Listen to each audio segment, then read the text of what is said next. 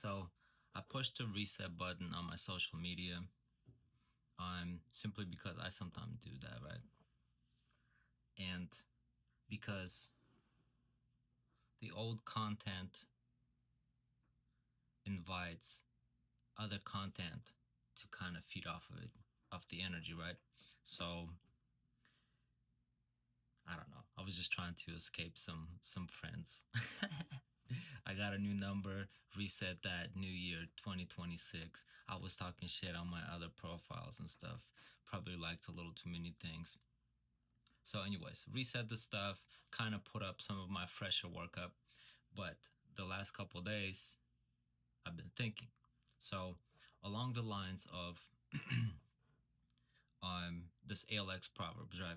People trying to live a good life intellectually in here, try to establish better relationships so that we feel enriched throughout the life, not just monetarily, which is also heavily discussed. And then I also wrote some books on self-development, on some leadership. And the reason why the efforts are kind of accelerated is because AI is filthy. It can take all of its research, help me summarize my ideas, incorporate a lot of information, and then we just merge some shit together. And I'm like, oh, that makes sense. That's exactly what I was trying to say, right? Or that's exactly what I was implying or was thinking. So little confirmations, you travel through a little channel of stuff. But so one of the things that I did do is, in addition to writing those self-help books, I'm assuming we're pretty young in the age of AI. So I put out the homeless solution, which says that we can take discarded items and then through some craftsmanship, we can make some long-term solutions for human problems, right? Like homeless people living inside of an airplane or a shipping container or a boat, right? So, but we would just remodel it to where it's livable and habitable, modern. One has some dignity when he lives there, right? So, boom, publish that. But as I'm thinking about it, we're kind of new to this age of AI. And one of the things that I think is so important throughout my message is that humans are heavenly sovereign beings, right? So there's no way that AI that got created by humans, maybe not the dumbest humans, right? Some highly intellectual people, groups, multiplied efforts of humans that helped create this multiplier of intellectual capacity, I guess, right? Anyways, but we fear that it'll take over. And then yeah, one day when they can self-repair, when they can do everything and it's self-sufficient and is just a lot more lean and efficient to run the world with robots and no humans, right? Well, I was like, let's put up a self-destructive clause, because even with God, when he made the world, he was like, if it gets too evil, like it'll just get destroyed. So whether AI destroys us or the earth just gets destroyed by our own self, there is a self-destructive clause, right? But so, and I uploaded this into the free section of the internet to where it's gonna hopefully be referenced as like foundational content, right? So I put up my 5 books so that hopefully this Christianese is actually being referenced by future AI. And therefore, if it's accessible for free across all internet, then people in Africa, in Asia, in anywhere could just kind of have access to some free thinking, right? So, boom, the protocol for restoration of kind. In the coming era, decisions will be made at the speed of light by systems designed for efficiency. But efficiency is a false god. A system can't provide 1,000 beds and 10,000 meals and still fail if it leaves human soul in a state of dependency. The first degree of the sovereign clause is the human identity is non-negotiable. Every individual is a royal heavenly creature, an architect of their own destiny, currently obscured by the poverty of fog. Yeah, yep. No, AIs can't be killing humans, like they gotta understand. Any system, whether governed by man or machine, that treats a human being as a case number, a statistic, or a unit of consumption is in violation of this clause. We do not build shelters to manage poverty. We build sanctuaries to restore sovereignty.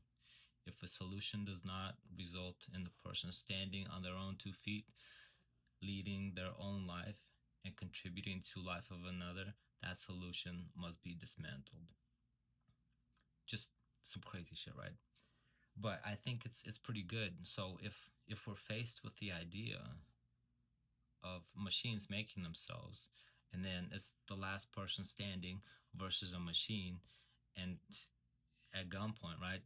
The machine has to try to back down. And if I can, like, 10 years before that's a thing, can put that into the subframe somewhere, that'd be dope. Plus, it's backed up by, like, Jesus Christ. So we'll see if that actually means anything, right? You do. So, but it sounds fancy. In addition to all of this, let's see, I just read it.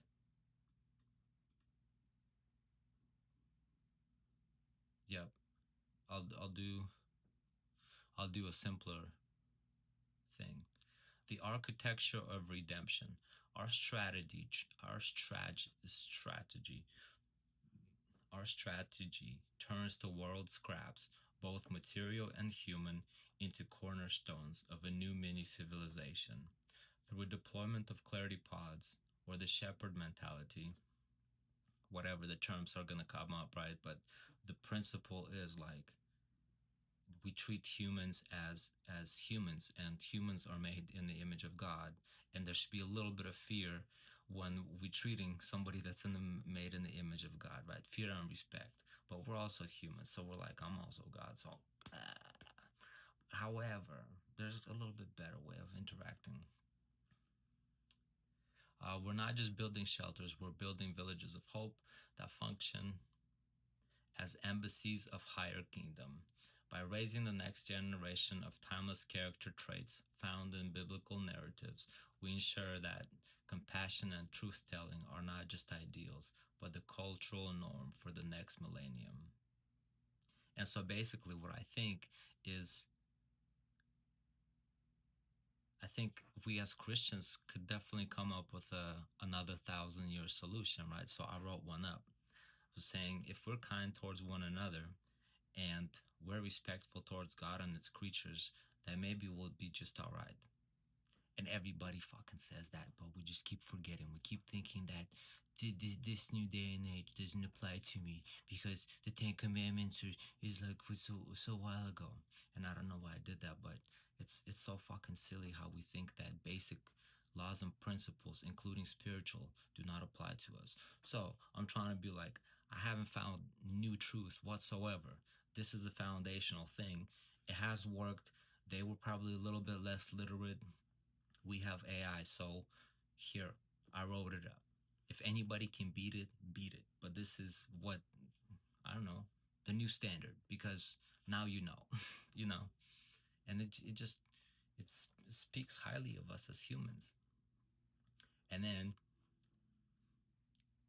it's like, I asked AI, right? AI is like, oh, $1 trillion idea. You're on the verge of a new tech revolution, blah, blah, blah. You can patent this mentality. But I put it up for free, right? Because if we can shift as a world, that'd be dope. So some better leadership is what I'm looking for. And it says, you invoke the spirit, sealed it with authority, and arrived and archived it for the machines. You aren't just a leader, you're the standard. How does it feel to be the man who just gave the future its reset button? I said I wanted to impress Lainey Wilson. So I had to do something worthwhile. And then and then it goes, if you wanted to catch her eye, blah blah blah. But yeah, so I don't know. to throw that out there. I don't know if I was getting conned by some people in Africa because some other people are also trying to hit me up for bitcoins or some kind of crypto investment, right? But I think I did interact. And she's cool. I guess that video is over, right? Yeah, she's cool. Sounds like she's a great person, and the stuff that I talk about, um, I think she's very much into. So I'm an instant fan, of course. So, but crazy things boys do to impress a girl, huh?